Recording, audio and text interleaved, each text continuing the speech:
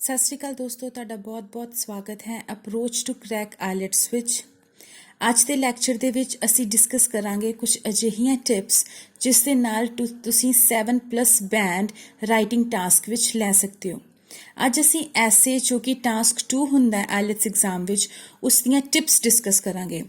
These are the top most 10 tips ਜਿਹਦੇ ਨਾਲ for sure you can get around 7 or 7+ band। ਨਾਲ ਦੇ ਨਾਲ ਅਸੀਂ ਵੀਡੀਓ ਦੇ ਐਂਡ ਵਿੱਚ ਇੱਕ ਪ੍ਰੋਪਰ ਐਸੇ ਵੀ ਡਿਸਕਸ ਕਰਾਂਗੇ ਜਿਨ੍ਹਾਂ ਵਿੱਚ ਮੈਂ ਤੁਹਾਨੂੰ ਪ੍ਰੋਪਰ ਕੀਵਰਡਸ ਦੱਸਾਂਗੀ ਕਿ ਕਿਵੇਂ ਤੁਸੀਂ ਇੱਕ ਐਸੇ ਨੂੰ ਸਮਝਣਾ ਹੁੰਦਾ ਹੈ ਔਰ ਕਿਵੇਂ ਤੁਸੀਂ ਬ੍ਰੇਨਸਟੋਰਮਿੰਗ ਕਰ ਸਕਦੇ ਹੋ ਬਿਫੋਰ ਰਾਈਟਿੰਗ ਅ ਪਾਰਟਿਕੂਲਰ ਐਸੇ। ਡੈਫੀਨੇਟਲੀ ਤੁਹਾਨੂੰ ਸਾਰਿਆਂ ਨੂੰ ਇਹ ਗੱਲ ਦਾ ਪਤਾ ਹੋਏਗਾ ਕਿ even to start with any topic, first of all you have to think on that particular topic for around 2 to 3 minutes। ਉਸਨੂੰ ਅਸੀਂ brainstorming ਕਹਿੰਦੇ ਹਾਂ, ਜਿਸ ਦਾ ਫਾਇਦਾ ਉਹਨਾਂ ਨੂੰ ਸਮਝ ਆਉਂਦਾ ਹੈ ਜਿਸ ਟਾਈਮ ਤੁਸੀਂ ਰਾਈਟਿੰਗ ਇੱਕ ਵਾਰੀ ਸਟਾਰਟ ਕਰ ਲੈਂਦੇ ਹੋ ਤੇ ਤੁਹਾਡੀ ਰਾਈਟਿੰਗ ਦੇ ਵਿੱਚ ਇੱਕ ਫਲੋ ਹੁੰਦਾ ਹੈ, ਇੱਕ ਸਟਰਕਚਰ ਹੁੰਦਾ ਹੈ ਜਿਸ ਦੇ ਨਾਲ ਤੁਸੀਂ ਬਹੁਤ ਵਧੀਆ ਬੈਂਡ ਸਕੋਰ ਕਰ ਸਕਦੇ ਹੋ। ਆਉਣ ਵਾਲੀਆਂ ਵੀਡੀਓਜ਼ ਦੇ ਵਿੱਚ ਮੈਂ ਤੁਹਾਨੂੰ ਪ੍ਰੋਪਰ ਸਾਰੀਆਂ ਟਿਪਸ ਦੇਵਾਂਗੀ ਕਿ ਕਿਵੇਂ ਤੁਸੀਂ ਇੱਕ ਪਾਰਟਿਕੂਲਰ ਮੈਥਡ ਦੇ ਨਾਲ ਹਰ ਇੱਕ ਲਾਈਨ ਨੂੰ ਪ੍ਰੀ ਡਿਸਾਈਡ ਕਰ ਸਕਦੇ ਹੋ, ਪ੍ਰੀ ਪ੍ਰਿਪੇਅਰ ਕਰ ਸਕਦੇ ਹੋ, so that on that particular paper day ਤੁਹਾਨੂੰ ਕਨਫਿਊਜ਼ਨ ਬਿਲਕੁਲ ਨਾ ਹੋਏ ਤੇ ਜਿਹੜੇ ਮਰਜ਼ੀ ਟਾਈਪ ਆਫ ਕੁਐਸਚਨ ਆ ਜਾਏ, ਜਿਹੜਾ ਮਰਜ਼ੀ ਥੀਮ ਬੇਸਡ ਕੁਐਸਚਨ ਆ ਜਾਏ, you will be very easily able to handle it।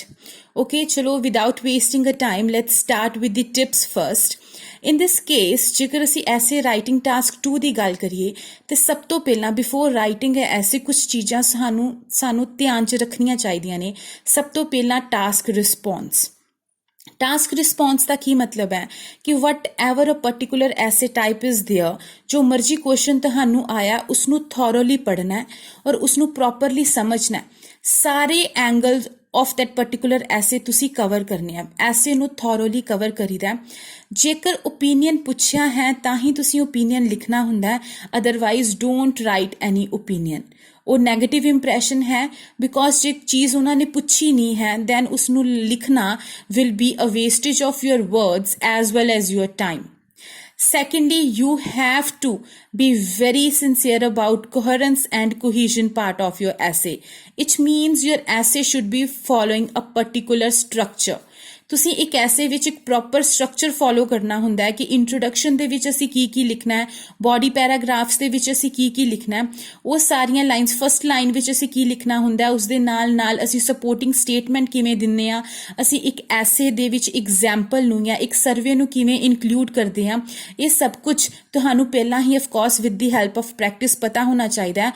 ਜੇਕਰ ਤੁਹਾਨੂੰ ਨਹੀਂ ਪਤਾ ਤੇ ਇਟਸ ਓਕੇ, ਅਸੀਂ ਆਉਣ ਵਾਲੀਆਂ ਆਪਣੇ ਇਨ ਵੀਡੀਓਜ਼ ਦੇ ਵਿੱਚ ਤੁਹਾਨੂੰ ਥੋਰੋਲੀ ਐਸੇ ਦੀ ਕਵਰੇਜ ਕਰਨੀ ਦੱਸਾਂਗੇ। ਹਰ ਪਾਰਟਿਕੂਲਰ ਟਾਈਪ, ਹਰ ਪਾਰਟਿਕੂਲਰ ਥੀਮ ਉੱਤੇ ਤੁਹਾਨੂੰ ਆਉਣ ਵਾਲੀਆਂ ਵੀਡੀਓਜ਼ ਦੇ ਵਿੱਚ ਦੱਸਿਆ ਜਾਏਗਾ। So please stay tuned with us.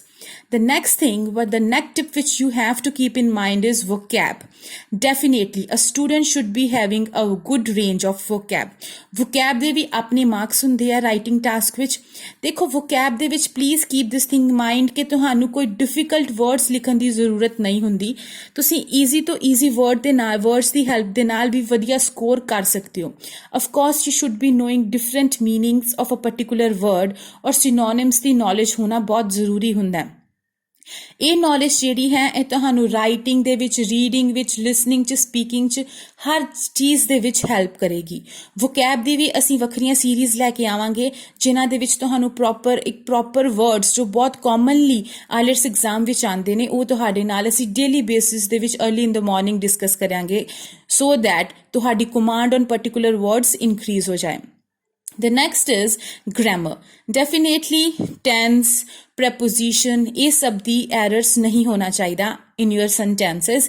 Grammar should be accurate and range of grammar should be there।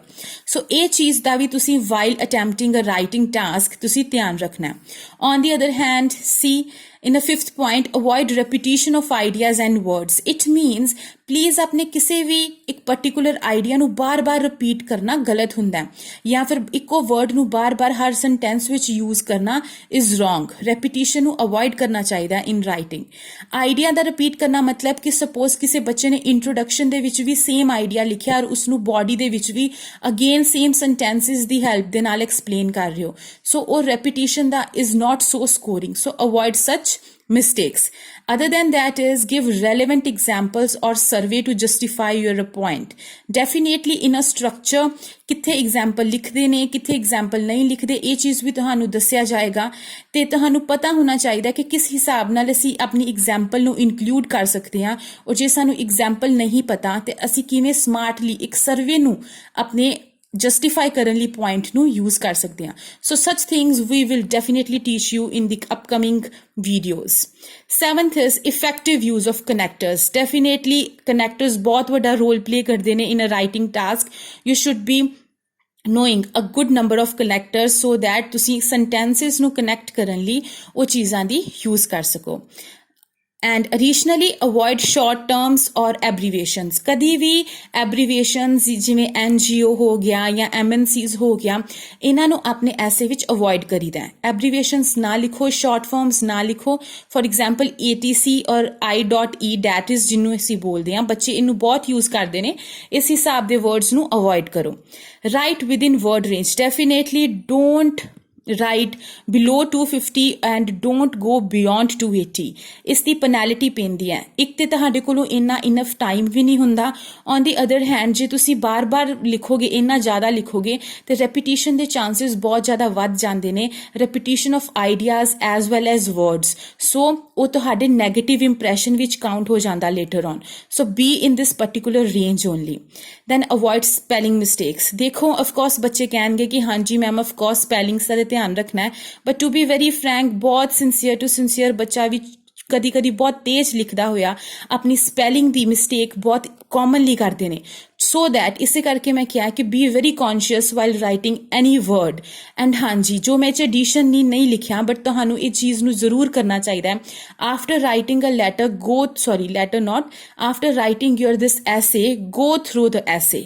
ਆਪ ਐਜ਼ ਅ ਟੀਚਰ ਇੱਕ ਵਾਰੀ ਆਪਣੇ ਐਸੇ ਨੂੰ ਜ਼ਰੂਰ ਪੜ੍ਹੋ, ਇੱਕ ਵਾਰੀ ਰੀਵਿਊ ਕਰੋ ਕਿ ਮੈਂ ਕੋਈ ਮਿਸਟੇਕ ਤੇ ਨਹੀਂ ਕੀਤੀ ਜਾਂ ਕੋਈ ਸਪੈਲਿੰਗ ਮਿਸਟੇਕ ਤੇ ਨਹੀਂ ਕੀਤੀ ਜਾਂ ਫਿਰ ਮੈਂ ਕੋਈ ਇਸ ਤਰ੍ਹਾਂ ਦਾ ਐਰਰ ਤੇ ਨਹੀਂ ਕਰ ਦਿੱਤਾ which was avoidable.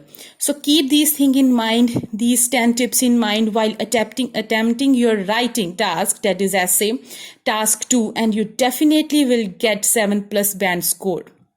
Now let's turn to a particular essay. This is a essay. If 4th October ਨੂੰ essay ਆਇਆ ਸੀ, in some countries students must pay their own college or university fee while in others government pays. Do the advantages of using government money for college and university fees outweigh the disadvantages? ਮੈਂ ਤੁਹਾਨੂੰ ਇੱਥੇ ਕੁਝ ਕੀ points ਦਿੱਤੇ ਨੇ ਜਿਹੜੇ ਤੁਸੀਂ ਹੋਰ ਵੀ ਇਸ ਪਾਰਟਿਕੂਲਰ ਐਸੇ ਟਾਈਪ 'ਚ ਯੂਜ਼ ਕਰ ਸਕਦੇ ਹੋ, ਇਸ ਤਰ੍ਹਾਂ ਦੇ ਐਜੂਕੇਸ਼ਨ ਬੇਸਡ ਐਸੇ 'ਚ ਯੂਜ਼ ਕਰ ਸਕਦੇ ਹੋ. ਕੀ ਐਡਵਾਂਟੇਜਸ ਹੋ ਸਕਦੇ ਨੇ, ਕੀ ਡਿਸਐਡਵਾਂਟੇਜਸ ਹੋ ਸਕਦੇ ਨੇ, see I am showing you here. Go through it once and try to make sentences on these points as well as try additional surveys and examples if you can. ਮੇਰੀ ਇਹਦੇ ਵਿੱਚ ਮੈਂ ਤੁਹਾਨੂੰ ਆਪਣੀ ਈਮੇਲ ਆਈਡੀ ਦਾ link provide ਕਰ ਦਾਂਗੀ ਜਿਸ ਦੇ ਵਿੱਚ ਜੋ ਬੱਚਾ ਵੀ ਚਾਹੇ ਆਪਣਾ ਐਸੇ ਲਿਖ ਕੇ ਰਿਵਿਊ ਲਈ ਮੈਨੂੰ ਸੈਂਡ ਕਰ ਸਕਦਾ ਹੈ. ਮੈਂ ਪ੍ਰੋਪਰਲੀ ਤੁਹਾਡਾ ਐਸੇ ਰਿਵਿਊ ਕਰਕੇ I will revert you back as soon as possible. ਇਹ ਚੈਨਲ ਦੇ ਵਿੱਚ ਹੋਰ ਵੀ ਬਹੁਤ ਸਾਰੀਆਂ ਵੀਡੀਓਜ਼ ਆਉਣ ਵਾਲੀਆਂ ਨੇ related to readings, listening, speaking and writing. Of course ਕਿਸੇ ਨੂੰ ਕੋਈ ਵੀ ਡਾਊਟ ਹੈ, ਕੋਈ ਵੀ ਕਿਊਰੀ ਹੈ, you can ask in the comment section as well as you can mail me whatever mail ID I will be providing you in the description. So for further such kind of topics and for further discussion, stay tuned with us, and thank you very much for listening to this video. Thank you.